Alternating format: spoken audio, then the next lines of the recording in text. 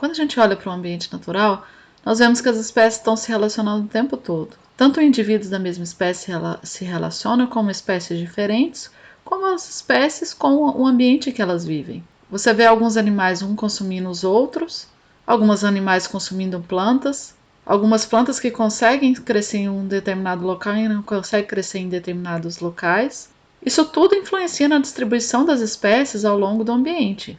Mas por que alguns ambientes têm tantas espécies e outros têm tão poucos? O que interfere na distribuição das espécies? O vídeo de hoje será sobre a distribuição da diversidade ecológica.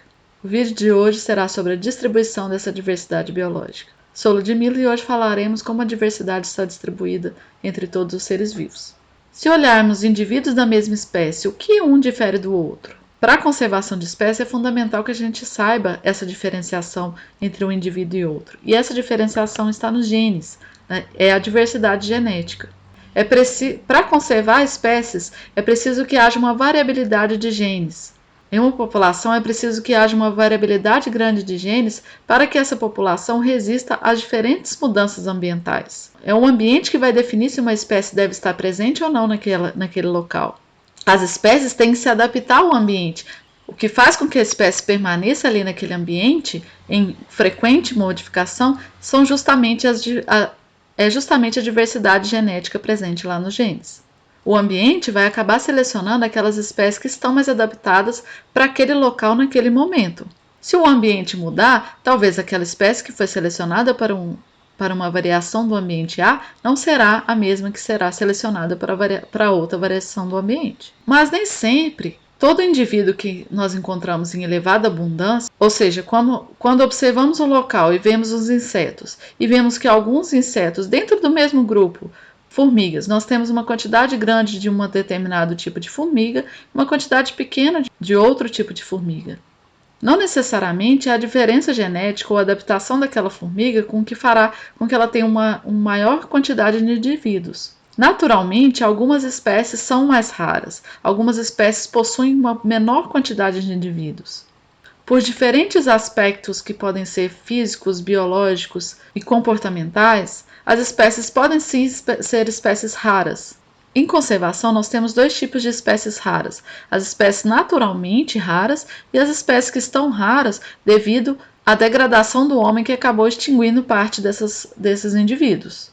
Uma espécie é rara quando as exigências da espécie, ou seja, o nicho da espécie, seja mais restrito, ou seja, ela precisa de características específicas do ambiente para sobreviver ali. Ela precisa de uma quantidade específica de temperatura, de umidade, ela não tem uma tolerância às mudanças ambientais. Ou quando uma espécie ela é específica também na questão alimentar, ela se alimenta somente de um determinado tipo de alimento. Como os pandas, por exemplo, eles se alimentam de bambu e eles precisam de uma grande quantidade desse tipo de alimento. Se eles estão inseridos numa área onde há uma menor quantidade desse tipo de alimento, eles naturalmente terão uma quantidade menor de indivíduos. Agora nós temos também as espécies que são naturalmente comuns, ou seja, aquelas que vocês veem em grande quantidade em todos os lugares. E é preciso aqui separar aquelas que se tornaram comuns devido à alteração humana ou aquelas que estão muito adaptadas ao ambiente, que elas conseguem se reproduzir e ter um maior número de descendentes e assim povoar rapidamente uma área. A capivara, por exemplo, apesar de ser uma espécie naturalmente comum, nós temos um elevado número de indivíduos dessa espécie porque as atividades humanas têm degradado o ambiente dos seus predadores, como as onças, e assim extinguido localmente as onças, permitindo com que a população de capivaras aumente. O que faz com que um ambiente tenha uma grande diversidade de espécies são diversos aspectos biológicos, fisiológicos, de adaptação dessas espécies e de interação com o meio abiótico. Alguns aspectos biológicos, por exemplo, é a capacidade reprodutiva, algumas espécies pelo seu porte, ou até por diversos aspectos de seleção natural, ela tem uma baixa capacidade reprodutiva, ou ela é fraca em dispersão, ou ela tem uma baixa capacidade competitiva e por isso um menor número naturalmente. Algumas espécies elas precisam da sazonalidade ambiental, ou seja, elas ocorrem ou reproduzem somente em determinada época do ano. Isso faz com que limite o crescimento populacional daquela espécie. O outro aspecto é a fisiologia, em que as espécies podem ser resistentes ou não às alterações O outro aspecto é a fisiologia, com que faz com que algumas espécies tenham uma expectativa maior de vida ou menor. Isso tudo contribui para a diversidade biológica de um ambiente, além da adaptação daquelas espécies, ou seja, da tolerância que ela tem às alterações climáticas. Agora, se pensarmos em comunidades, nós temos diferentes aspectos que interferem na diversidade biológica. Dentro de uma comunidade, nós temos a relação das presas e predadores. Os predadores, eles podem sim interferir na quantidade de população e na diversidade biológica do ambiente. Ele pode reduzir ou eliminar uma espécie localmente, ou indiretamente ele pode reduzir a competição, como por exemplo, ele controla a quantidade de indivíduos através da predação com duas espécies que estão competindo, e aí ele consegue manter essas duas espécies competindo. Se ele for removido da comunidade, pode ser que uma dessas duas espécies que estão competindo, elas se sobrepujam, ou seja, elas sejam uma competidora mais forte e acabe eliminando a outra. Então acaba que um predador ele pode sim controlar o nível de competição entre duas espécies. O mutualismo ele interfere muito também na diversidade de um ambiente. Ele permite que haja uma maior densidade, porque ambas se beneficiam dessa interação. E assim elas conseguem gerar uma maior quantidade de descendentes e aumentar a sua população. O outro tipo de interação dentro de uma comunidade que pode ajudar na diversidade biológica são os parasitas. Os parasitas eles acabam controlando a quantidade de hospedeiros, fazendo com que a população desses indivíduos que são os hospedeiros não tomem conta de todo o local, ocupando todo o ecossistema e eliminando as demais espécies. Dentro de uma comunidade, um outro aspecto que interfere muito na diversidade são as espécies-chave. Espécies-chave são aquelas espécies que, quando removidas do ecossistema, elas alteram de maneira muito significativa todo o conjunto de espécies ali existentes.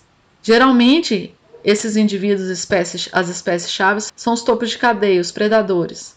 Uma onça, quando ela é removida de um ambiente, por exemplo, em que contém capivara, que se alimenta de gramíneas, irá provocar um efeito muito profundo na distribuição de indivíduos dessas espécies. A quantidade de capivara irá aumentar significativamente e, assim, a quantidade de alimentos dessas capivaras irá reduzir também de maneira significativa. E todos os organismos associados às plantas irão reduzir também de maneira significativa, causando a extinção de diversas outras espécies que necessitam desse tipo de alimento. O mesmo acontece com o peixe-boi. O peixe-boi, apesar de não se alimentar de outros animais, ele se alimenta de plantas aquáticas. Se ele for eliminado do ambiente, essas plantas aquáticas irão crescer indefinidamente sob a superfície dos rios e assim irá faltar luz e oxigênio para as demais espécies como os peixes. Portanto, num ambiente que haveria uma grande diversidade de espécies animais associadas a essas plantas, um ambiente aquático, elas serão mortas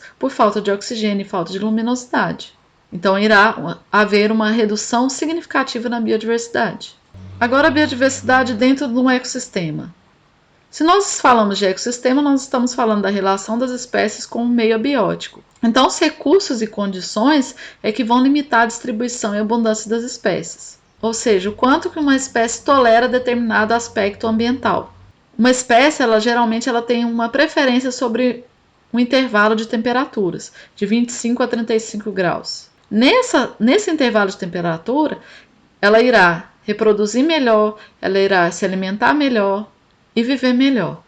A partir do momento em que essa temperatura está muito elevada ou está muito baixa, ela reduz todos os seus aspectos naturais, capacidade de reproduzir, capacidade de se alimentar, e com isso a quantidade de indivíduos irá reduzir também, podendo até extinguir a espécie localmente. As espécies têm diferentes tolerâncias a esses tipos de condições e recursos naturais. Então, quando a espécie está num ambiente adequado, com a temperatura adequada, com a umidade adequada, ou seja, no nicho que ela tem preferencial, o número de indivíduos de uma população vai crescer e sua distribuição também vai aumentar em um ambiente. Mas aspectos como temperatura, umidade, luminosidade, salinidade, pH, para cada espécie é diferente.